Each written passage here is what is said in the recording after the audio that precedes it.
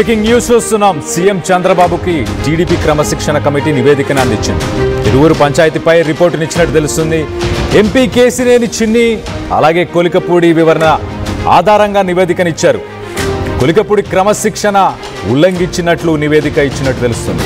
ఇటు TDP క్యాడర్ను own చేసుకోవడంలో కొలికపూడి విఫలమయ్యాడు. అలాగే ఎంపీ కేసినేని చిన్నిపై కొలికపూడి తీవ్ర ఆరోపణలు చేశాడని చెప్పేసి తెలుస్తుంది. టికెట్ కోసం చిన్ని రూపాయలు 5 కోట్లు అడిగారన్న కొలికపూడి కామెంట్స్. ఈ కామెంట్స్ పై నివేదిక ఆధారంగా చర్యలు ఉంటాయా మరి ఉండవా? వార్నింగ్ ఇచ్చి వదిలేస్తారా అన్న దానిపై ప్రస్తుతం అయితే ఉత్కంఠం నెలకొంది. సో మొత్తం మీద వీళ్ళిద్దరి మధ్యలో ఏదైతే పరస్పరం ఒకరిపై ఒకరు కామెంట్స్ చేసుకున్నారో దానికి తెరపడినట్టు తెలుస్తుంది. చాలా క్లియర్గా రిపోర్ట్ వచ్చింది. ఇటు కొలికపూడియే తప్పు చేశాడా, ఆయనపై క్రమశిక్షణ కమిటీ ఎలాంటి శిక్షని వేయబోతుంది, ఆయనపై చర్యలు తీసుకోబోతున్నారా లేకపోతే జస్ట్ వార్నింగ్ ఇచ్చి వదిలేస్తారా? ఇటు కూటమి ప్రభుత్వానికి కొలికపూడికి సంబంధించిన ఎలక్షన్ ఆ సీటు ఇంపార్టెంటే కాబట్టి మొత్తానికైతే సస్పెండ్ చేయకపోవచ్చు, కానీ చిన్నపాటి వార్నింగ్ అయితే ఇచ్చే అవకాశం ఉన్నట్టు తెలుస్తుంది. ఇటు తిరువూరుకి సంబంధించిన సీటు 5 కోట్లకి అమ్మేశాడు కేసినేని చిన్ని అని చెప్పేసి సదరు ఎంపీపై కొలికపూడి ఆరోపణలు చేశాడు. సో మొత్తం మీద రిపోర్ట్ అయితే ఇటు సీఎం చంద్రబాబుకి అందింది. ఆయన ఎలాంటి డెసిషన్ తీసుకోబోతున్నాడు దానిపై ఉత్కంఠం అయితే నెలకొంది. దీనికి సంబంధించి మరిన్ని వివరాలు మా ఏపీ ఇన్పుట్ ఎడిటర్ కృష్ణమోహన్తో మాట్లాడి తెలుసుకునే ప్రయత్నం చేద్దాం. కృష్ణమోహన్, చెప్పండి, వీళ్ళిద్దరి మధ్యలో ఏదైతే ఒక పరస్పరం ఆర్గ్యుమెంట్స్ జరిగాయో ఒకరిపై ఒకరు, దానికి తెరపడింది అనుకోవచ్చా? రిపోర్ట్లో కొలికపూడిదే తప్పని తేలిందా? బేసిక్ గా పలకపూడి తిరువురు ఎమ్మెల్యే పలకపూడి శ్రీనివాస్ కావచ్చు, విజయవాడ ఎంపీ కేసినేని చిన్ని మధ్య జరుగుతున్న ఏదైతే వార్ ఉందో ఈ వార్ నేపథ్యంలోనే పలకపూడి శ్రీనివాస్ కొన్ని సీరియస్ అలిగేషన్ ఎంపీ మీద చేశారు. 5 కోట్ల రూపాయలు డబ్బులు నేను ఇచ్చాను, అది ఏ రూపంలో ఎవరెవరి ద్వారా ఎప్పుడెప్పుడు ఎంత మొత్తం కూడా ఇచ్చిన డీటెయిల్స్ అందించి కూడా ఆయన బహిరంగపరిచిన దాని నేపథ్యంలో ఎంపీ కూడా ఘాటుగానే విమర్శించారు. నేను కోవట్లకి పని చేయను, కోవట్లు నాకు అలవాటు లేదు, కోవట్లు పని పార్టీలో ఉదయం ఒకటి, మధ్యాహ్నం ఒకరితో, సాయంత్రం ఒకరు, రాత్రితో ఒకరితో గడిపే వ్యక్తులతో నేను పదవులు ఇవ్వను, నేను పార్టీ కోసం గా పనిచేస్తానని ఇదే ఈ ఇష్యూ చాలా సీరియస్ గా మాట్లాడిన తర్వాత వెంటనే పలకపూడి శ్రీనివాస్ ఒక ఛానల్లో పూర్తిగా ఎంపీ చేస్తున్న దోపిడీ అరెస్టాలు అంటూ ఆయన చేస్తున్న చాలా వ్యవహారాలని బయటపెట్టే ప్రయత్నం చేశారు. ఇసుక దోపిడీ కావచ్చు, లేకపోతే హైదరాబాద్ లో కోట్ల రూపాయలు డబ్బులు ఎక్కువటి తిరగడం కావచ్చు, లేకపోతే ఒక్కొక్క నియోజకవర్గంలో ఒక్కొక్క బ్యాచ్ ని పెట్టి గంజాయిని నిర్వహించడం కావచ్చు, ఇటువంటి వ్యవహారాలన్నీ కూడా ఎంపీ చేస్తున్నారంటూ చాలా సీరియస్ అలిగేషన్ ని కొలకపూడి చేశారు. దీంతో ఒక్కసారిగా ఉలిక్కిపడింది పార్టీ కూడా, టీడీపీ పార్టీ కూడా ఉలిక్కిపడిన పరిస్థితి. ఏం జరుగుతుంది అప్పుడు పార్టీలో, ఎవరికి ఎటువంటి పరిస్థితులు ఉన్నాయనే యాంగిల్లో కొంత ఇద్దరి మధ్య ఇష్యూ అయితే జరిగింది. దాంతో క్రమశిక్షణ చర్యకు చంద్రబాబు ఆదేశించారు. క్రమశిక్షణ చర్యకు చంద్రబాబు ఆదేశించిన నేపథ్యంలో ఇద్దరు విడివిడిగా హాజరైన పరిస్థితి. అయితే ఈ రోజు నివేదికను రిలీజ్ చేశారు. నివేదికను చంద్రబాబుకి ఇచ్చే ప్రయత్నం చేశారు.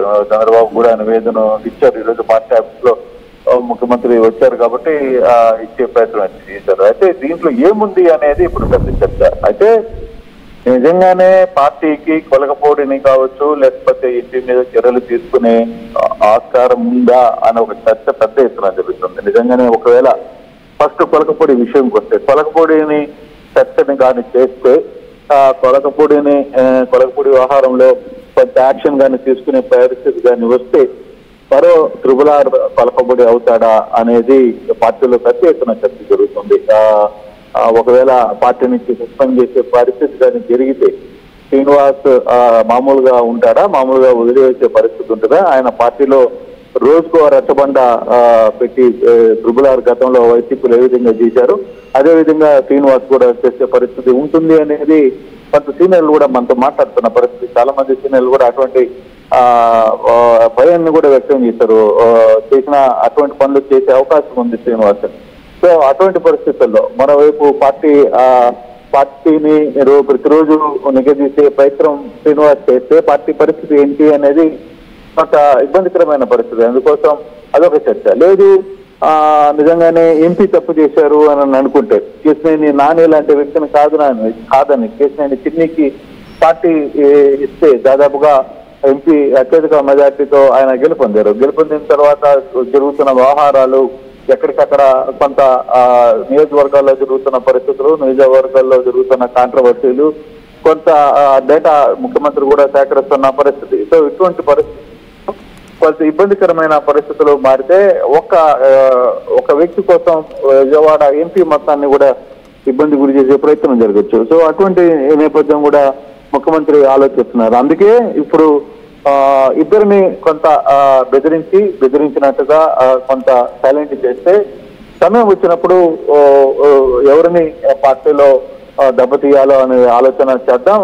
బయట మనమే ఇతరులకి ఆస్కారం ఇచ్చే పరిస్థితి రాకుండా చూసుకుంటే మంచిది అనేది చంద్రబాబు ఆలోచనలాగా ఉంది. అందుకే బహుశా ఇద్దరికి కొంత వార్నింగ్ లాగానో లేకపోతే ఒక షోకాజ్ నోటీసులో లేకపోతే ఇంకోసారి తప్పిదం జరిగితే ఒప్పుకునేది లేదని చెప్పడము, తద్వారా పార్టీలో ఉన్న ఇష్యూస్ ని ఎక్కడికక్కడ అనగదొక్కడం, పార్టీలో ఇరువురిని ప్రత్యేకంగా పిలిపించడం, వాళ్ళిద్దరికీ ముఖ్యమంత్రి స్వయంగా మాట్లాడటం వంటి అంశాలు జరిగే అవకాశం ఉంది తప్పితే క్రమశిక్షణా చర్యలు ఉండవు అనేది చాలా స్పష్టంగా అర్థమవుతుంది. అంత పరిస్థితి ఇప్పుడు ప్రభుత్వం చేసే పరిస్థితిలో లేదు. ఇప్పుడు ఒక చిన్న ఇష్యూ చేసుకుంటే చాలా ఇష్యూస్ ని దీన్ని బేస్ చేసుకుని చాలా ఇష్యూస్ ని హ్యాండిల్ చేయాల్సిన పరిస్థితి చాలా జిల్లాల్లో ఇటువంటి పరిస్థితి ఉంది.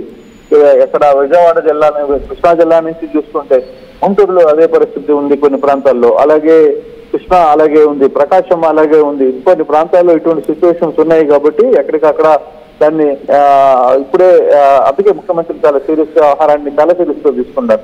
పార్టీలో ఎక్కువసేపు ఉండాలనే నిర్ణయానికి వచ్చారు. పార్టీలో ఏం జరుగుతుంది, ఎమ్మెల్యేలు ఏం చేస్తున్నారు, మంత్రులు పరిస్థితి ఏంటి అనే వ్యవహారాన్ని ఇప్పటికే చాలా వరకు ఆయన నయానా భయానా చెప్పే ప్రయత్నం చేశారు. ఇక ఉపేక్షిస్తే పార్టీకి చాలా పెద్ద డ్యామేజ్ జరగబోతుంది అనే అంశాన్ని చాలా క్లియర్ గా అర్థం చేస్తున్న పరిస్థితుల్లోకి ముఖ్యమంత్రి వచ్చేశారు. సో సీరియస్ గానే కొన్ని నిర్ణయాలు తీసుకునే ప్రయత్నం చేస్తున్నది. ఎక్కడ తోక జాడిస్తే అక్కడ ఆ తోక కత్తిరించాల్సిన పరిస్థితి ఆసన్నమైంది, లేకపోతే చేజారిపోయే పరిస్థితి ఉంది.